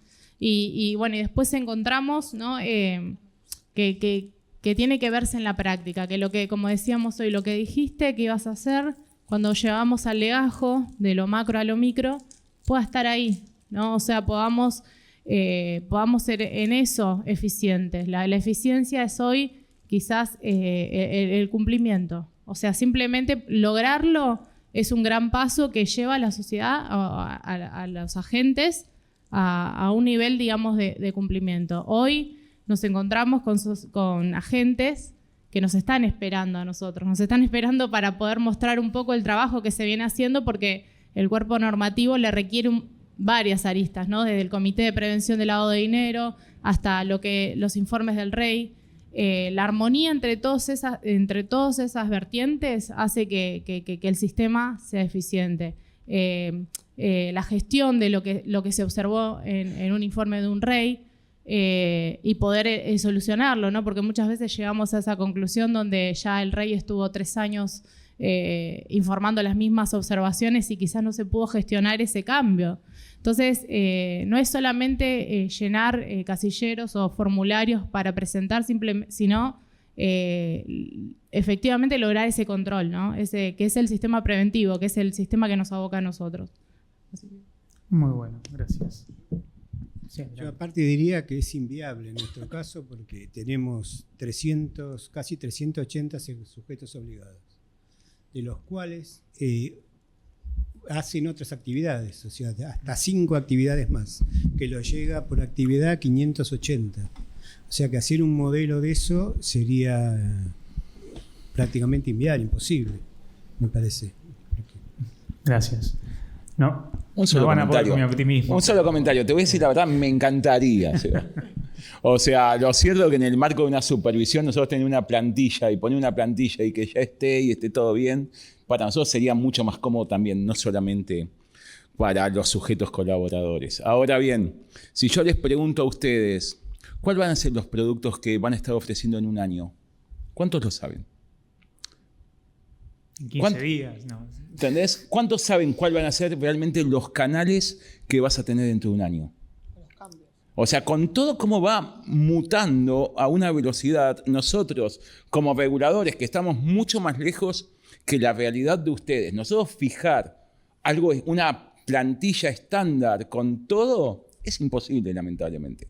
O sea, esa es la verdad. O sea, hoy nosotros no sabemos, o sea, si vemos zonas geográficas, les hago una pregunta, ¿cuánto tiempo vamos a estar utilizando zonas geográficas que pueden ser ciudades, que pueden ser códigos postales? ¿Y dentro de cuánto tiempo vamos a usar geolocalización para eso?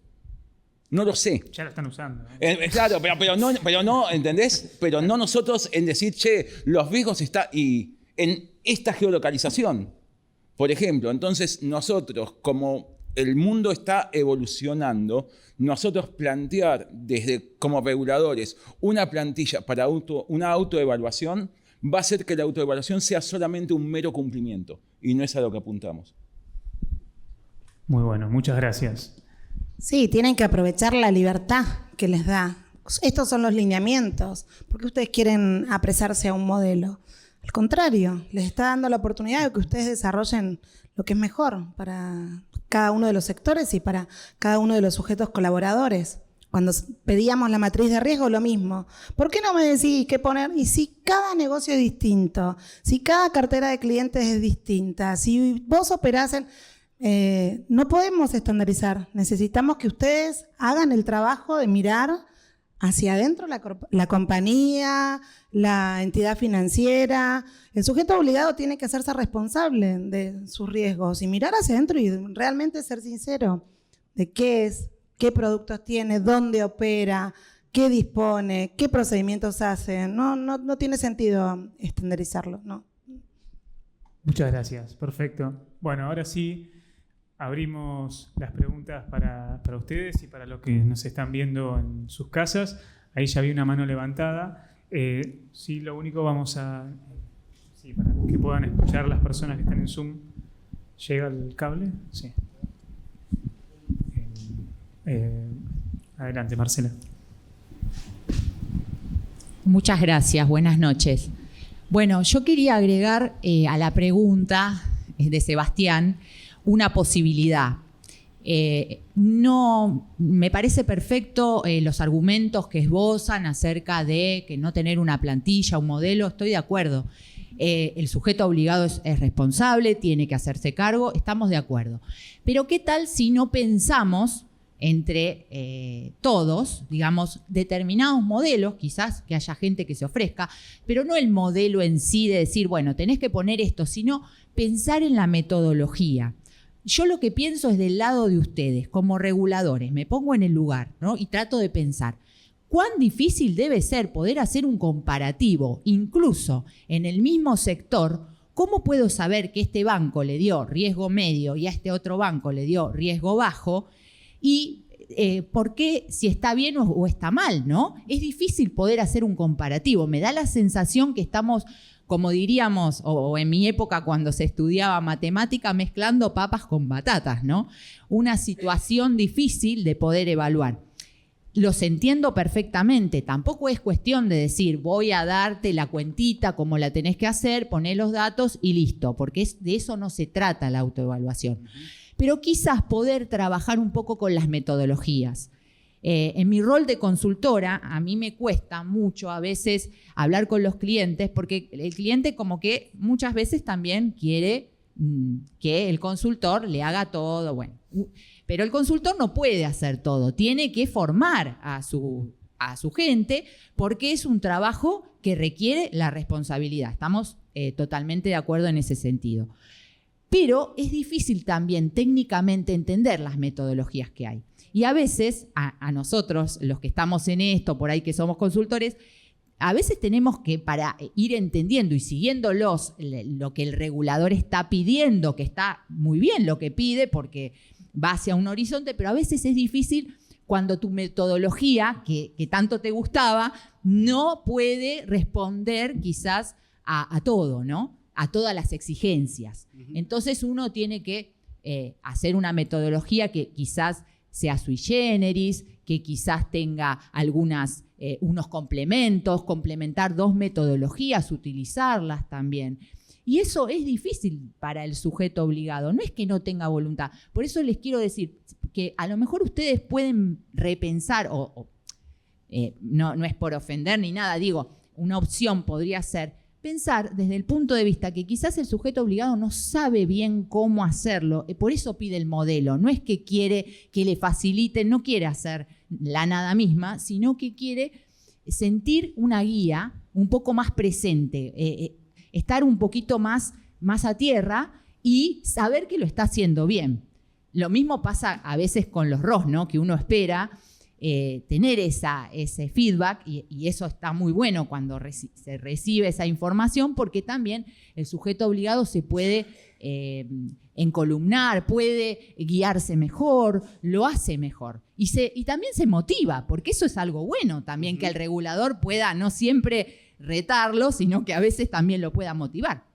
Así que bueno, nada, a lo mejor pensando en las mesas de trabajo, que están tan buenas realmente, que han tenido tan buenos resultados, no pensar en algo que sea como una guía, ¿no? Quizás no hablar de un modelo específico, pero hablar de algunas guías un poco más prácticas con las metodologías. Muchas gracias.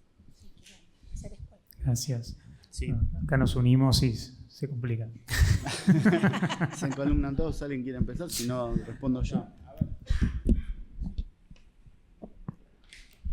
Tal vez tengo la ventaja de que las entidades financieras son un poco, tal vez, las que están más acostumbradas. Comparto, sí, parte del trabajo de las mesas es tal vez plantear una metodología, si querés, un poco más orientada para cada sector, pero es muy distinto tener una guía, sí, que estamos totalmente de acuerdo que es algo que podemos tomar, digamos, el guante y trabajar junto con las entidades en una guía, que no es lo mismo que tener una metodología estándar, que tal vez es lo que yo había entendido. Eso entiendo que es constructivo y me parece que parte de las guías que saca la Unidad de Información Financiera y la retroalimentación que se da, como la que estamos dando, en realidad, en cierta forma, son una guía de cómo los organismos de Contralor pretendemos que sean las autoevaluaciones, sin por ahí ir al detalle fino, pero sí a los grandes rasgos, ¿sí? Sí, Marcela, totalmente de acuerdo con lo que mencionás. En cuanto al espíritu que guía tu pregunta, también totalmente de acuerdo. Hemos tenido oportunidad de hablar con Marcela en otras oportunidades y sabemos que ella presta también un buen servicio en materia de prevención. Y sabemos desde el punto de vista que está realizada la pregunta. Un poco, si vos ves los informes que hemos sacado desde la UIF, no solo el último, sino los informes que venimos sacando de la UIF en materia de autoevaluaciones del riesgo, te vas a encontrar no solo con esto que mencionamos aquí como supuestas oportunidades de mejora que hay en las autoevaluaciones del riesgo, sino que también te vas a encontrar con buenas prácticas a la hora de realizar el informe de autoevaluación. Entonces, me parece que la pregunta la tengo que responder por ese lado, por el lado de que damos idea de lo que serían buenas prácticas que harían las veces de guías de cómo se tienen que realizar por escrito las autoevaluaciones del riesgo.